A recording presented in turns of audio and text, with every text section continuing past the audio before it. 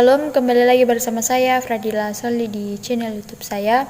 Sebelum saya melanjutkan materi pada dimensi yang kelima, jangan lupa di like, komen, share, serta subscribe video-video saya. Pada video kali ini saya akan membahas tentang dimensi yang kelima, yaitu dimensi ekologi gereja.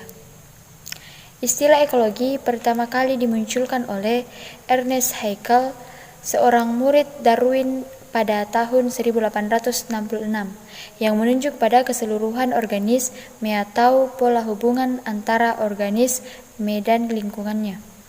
Ekologi berasal dari kata Yunani oikos dan logos yang secara harafiah berarti rumah dan pengetahuan. Ekologi sebagai ilmu berarti pengetahuan tentang lingkungan hidup atau planet bumi ini sebagai keseluruhan.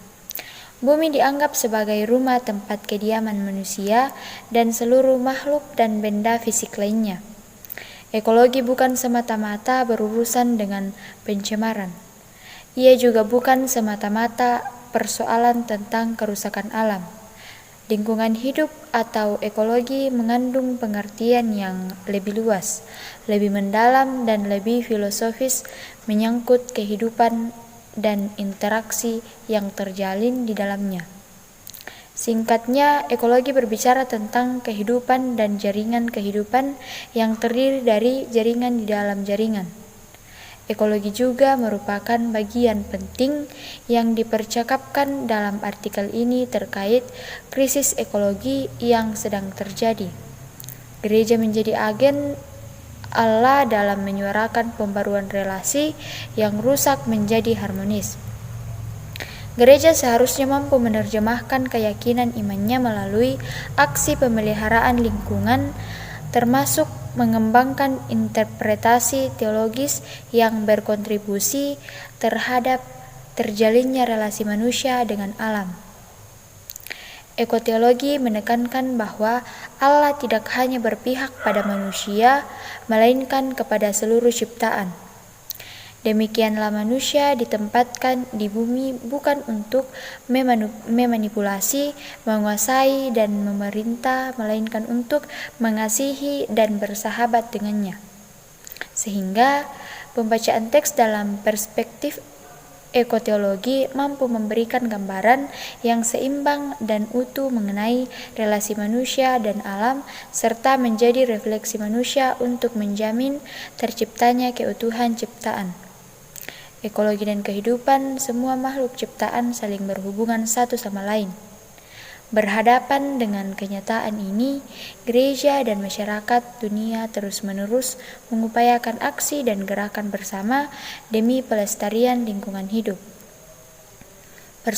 Persoalan ekologi yang semakin hari semakin mengurangi kenyamanan hidup makhluk ciptaan tidak dapat hanya dilihat dari segi yang tampak lahiriah, yaitu soal kerusakan dan pencemaran lingkungan, melainkan hendaknya juga dilihat dari segi yang jauh lebih mendalam, yaitu realitas relasi antara manusia dengan alam ciptaan, realitas relasi antara manusia dengan sesama dan Tuhan. Semua relasi tersebut menjadi semakin hancur oleh karena pencemaran lingkungan.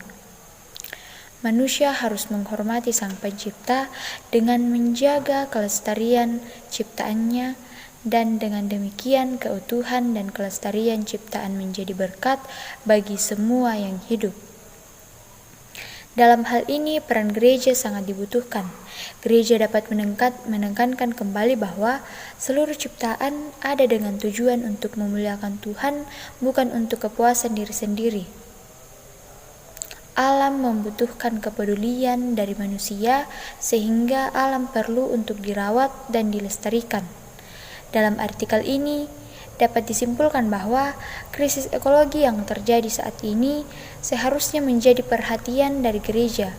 Gereja masa kini perlu keluar untuk melihat persoalan lingkungan terjadi. Bukan lagi terkurung dalam setiap sudut ruang, tetapi sudah saatnya gereja memahami tentang praktik penata layanan ekologi. Alam membutuhkan peranan gereja untuk melakukan upaya-upaya pelestarian. Upaya pelestarian dapat dimulai dari kesadaran dalam diri untuk dapat membatasi diri untuk tidak merusak alam. Sekian materi yang saya sampaikan pada dimensi yang kelima. Jangan lupa di like, komen, serta subscribe video-video saya. Terima kasih.